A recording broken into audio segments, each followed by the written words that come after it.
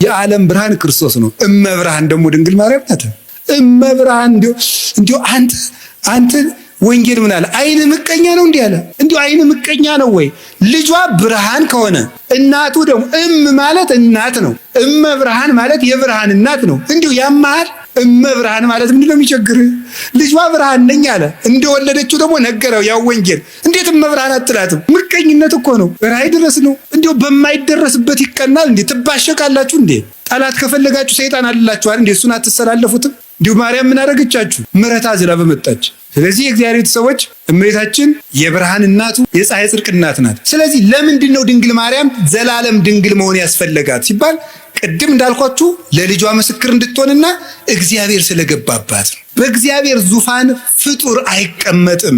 እኔ ቀናተኛ አምላክ ነኝ፣ ክብሬን ለሌላ አልሰጥም ይላል የሰራዊት ጌታ እግዚአብሔር። እግዚአብሔር የገባባትን ማህፀን እግዚአብሔር የተቀመጠበትን ዙፋን ማንም ይቀመጥበት? እስቲ በሉ እንደው አሁን የቀበሌ አስተዳዳሪ በወረዳ አስተዳዳሪ ወንበር ይቀመጥ? እስቲ ሄድና ሞክራት። አሽሮ ይለቃል። የለም አይፈቀድም። እንደው መጠንን ታውቆ ነው።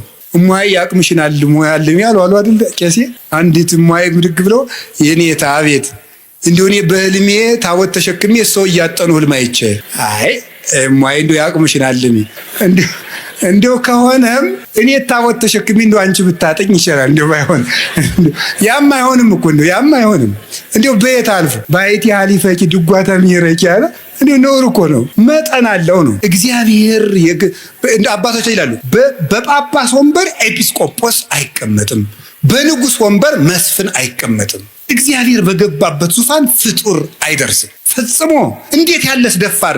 ሄሮድ ዮሴፍ ራ ያረገው ጻድቅ ነው አይደል ያለው እንዴ? በዚያውስ ላይ ሐዋርያት እንኳን ክርስቶስን ከተከተሉ በኋላ ወደ ሚስት አልተመለሱ። እንደው ጴጥሮስ ሚስት ነበረው ይባላል። ጭራሽ እሷ አምላክን ወልዳት መልሳ ወደ ትዳር ተመለሰች ይባላል። ከቅዱስ ጴጥሮስ አንሳ ፈጽሞ ነውር ነው። ያላደለ ነገር ነው። የእግዚአብሔር ዙፋን ነው። ድፍረት ነው። የምንንቀው እግዚአብሔርን ነው። ማርያምን እመቤታችንን አይደለም የምንንቀው፣ እግዚአብሔርን መዳፈር ነው። እንዴት ትዳር ክቡር ነው ብሏል። ትዳር ክቡር የሆነው ለተፈቀደለት ነው። ትዳር ክቡር የሚሆነው ለሚጠቅመው ለተሰማራበት እና ለድንግል ማርያም ግን ይሁሉ መጠኑ አይደለም። ወንድ አላውቅም ሐሳብ የራሱ የለኝም እኮ ያለችው። ቅዱስ ጎርጎርዮስ ዘንዚናዙና ዘኑሲስ የሚሉት እንደዚህ ብላ ስትናገር በቃ ዘግታ ጨርሳለች ማህተሟን።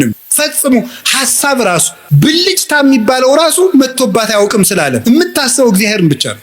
እንዲህ ያለች ነው የስርየት መክደኛ ያሰኘት ይሄ ነው። አማናዊት ታቦት እመቤታችን ናት። እመቤታችን ቅድስት ድንግል ማርያም ይሄ ታቦት ምን ያርፍበት ነበር? ብርሃን። እስቲ ብርሃን በሉ። ያ ብርሃን ማን ነው? ክርስቶስ ነው። ብርሃን ያረፈባት ታቦት እመቤታችን። ያንን ብርሃን ምን ይከበው ነበር አልኳችሁ? ምን አለ? መንፈስ እግዚአብሔር ቅዱስ ይመጽእ ላዕሌኪ ወኃይለ ልዑል ይጼልለኪ። የእግዚአብሔር መንፈስ ባንቺ ላይ ይመጣል፣ የልዑል ኃይልም ይጋርድሻል። ሀብተ መንፈስ ቅዱስ የተጋረዳት መንፈስ ቅዱስ በሀብተ መንፈስ ቅዱስ የተጋረደች። ቅዱስ ቄርሎስ ሲናገር መኑ ውእቱ ዘከማከ ዘከለለ መንበሮ በእሳት ይላል። ቅዳሴ ቄርሎስ ላይ ሲናገር መንበሩን በእሳት ያጠረ እንዳንተ ማን ነው ይላል። መንበር እናቱ ናት። በእሳት መታጠሯ መንፈስ ቅዱስ ይጋርድሻል መባሏ ነው። የታጠረች መንበር ናት። ያችን እሳት ደፍሮ እንኳንስ ረተው ጎበዝ እንኳን እመቤታችንን እኮ የሰማዩን ዙፋን እንኳን እናቱ አይደለም እኮ ያ ዙፋን ያንን እኮ ኪሩቤል ፊታቸውን ሸፍነው ነው ማየት አይቻልንም ብለው ማርያም እመቤታችን እንኳን ሊዳስሳት ሰው በስጋዊ ፈቃድ ሊቀርብ ይቅርና የሰማዩን እንኳን ማየት አልተቻላቸው። እቺ ደግሞ እናቱ ናት። ስለዚህ እመቤታችን ቅድስት ድንግል ማርያም የእግዚአብሔር ዙፋን ናት። ደመና መንፈስ ቅዱስ የጋረዳት ናት። መስዋዕት ያርግ ነበር በታቦቱ።